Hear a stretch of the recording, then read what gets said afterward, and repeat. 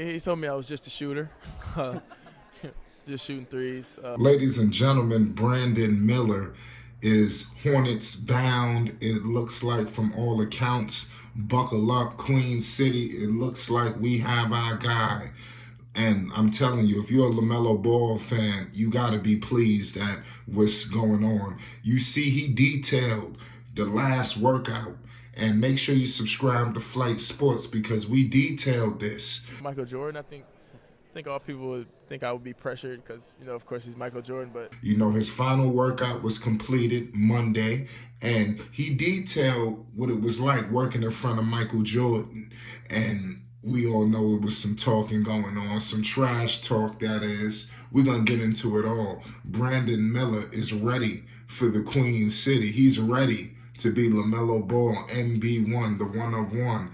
He's ready to be his new co-star. And I'm telling you, the Hornets ain't never been this exciting.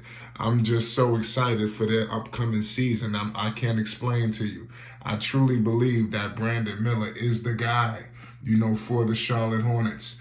And I believe that all along, even when the Scoot Henderson fiasco was going on. Mind you, Scoot is a good player, but we're not going to get into that right now. Brandon Miller was trash talked by Michael. Michael was trying to get up on him. Obviously, we know Michael Jordan is one of the best trash talkers in the business. You understand? So for crying out loud, the Hall of Fame speech, we all know he grew up in a different era. You got, obviously, I don't think he ever really, embraced LeBron, the way people would have liked, and that was due to his competitiveness, and you've seen him exhibit that with Brandon Miller. Brandon Miller is coming in averaging 18 points per game, back in college, and I'm expecting him to up it.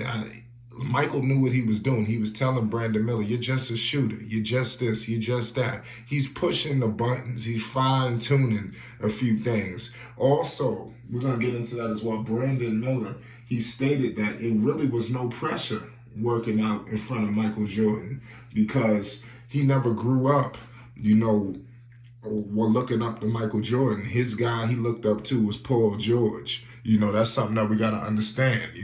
Brandon Miller, he's a young kid. He's 20 years old, so he's in a different, age gap. So obviously he's going to gravitate to a PG-13. I hope Paul George links up with him, maybe do some off-season workouts or whatever, because he seems to be a real fan every time. And there's nothing wrong with that. I could tell like he seemed like he would love to, be mentored by him. I think Paul George, it would be good if Paul George wrapped this arm around him, and if he was any resemblance of PG, especially Indiana PG, the Charlotte Hornets is about to be a dangerous threat. This team got a lot of firepower, y'all. I'm just letting y'all know. They're making the right call here. The Hornets do not need a 6'2" point guard. They just do not need that. I don't care if he's good, he's this, they do not need that.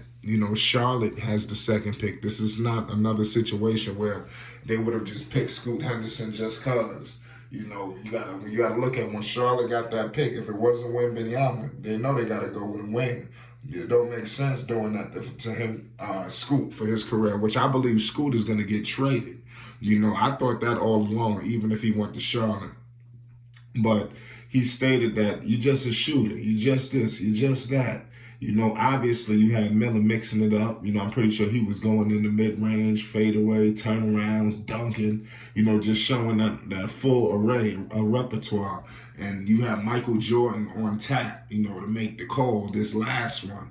Now I know Michael, he hasn't had the best situation, in this seat that he's occupying right now. But we can't act like this man don't know a thing or two about basketball.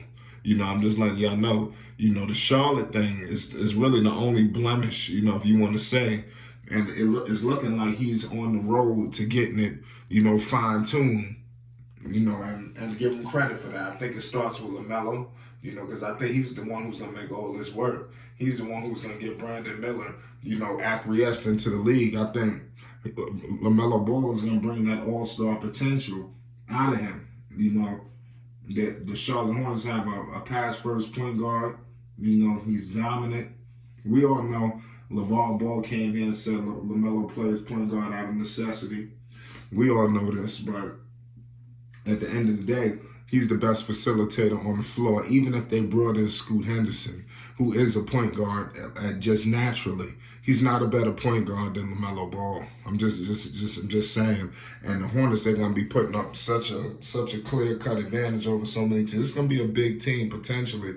At the rate they moving in. We gotta understand LaMelo is a big point guard. And now it's all about what you're gonna do with Terry. I think now you could keep Terry. I want to know what they're gonna do.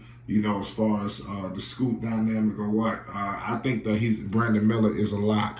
And I think with this situation where you pretty much let it be known that, hey man, me and Mike shared a couple of moments, man, in that workout, and you could tell they're gonna have a decent relationship. And I think that's something that Michael needs. He needs guys like that. And to Michael's credit he is very low key. I think Michael is very involved with the Hornets. A lot of people wish maybe he was a little closer with LaMelo, but I think that he is close with LaMelo. I just don't think they document their relationship all in the public eye. So I think that, I think, key word, I didn't say I know, I said I think, I just want to believe that. I want to believe that Michael is conversing with these guys. You've seen him conversing with Miles Bridges, so he's very involved, but like I said, he probably, it is what it is, man. Shout out to Michael Jordan, the GOAT, the greatest of all time in a lot of people's eyes. So we got to pay the utmost homage when this man speaks. And I think, like I said, these guys are professional athletes. I don't think they're going to be under pressure if somebody's watching them play. Obviously, the moment, with the number 2 pick on the line. But I know that Miller knew that if all he got to do is play his game and he was going to be good, because he is actually what the Charlotte Hornets need. I think if another team had the number 2 pick, they would pick Scoot off top. But this is a unique situation in this unique draft. So let me know what is Brandon Miller going to do. Make sure y'all pull up the Flight Sports, because we're going to be going live for the NBA draft. So you don't want to miss one iota of the coverage. We're going to have a big-time draft special, y'all. We all know who's going number 1, and it's looking like we all know who's going number 2. But is there any chance it could be a curveball?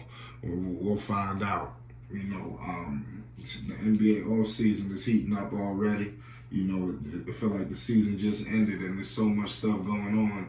It just was a big trade. We're going to get into that shortly.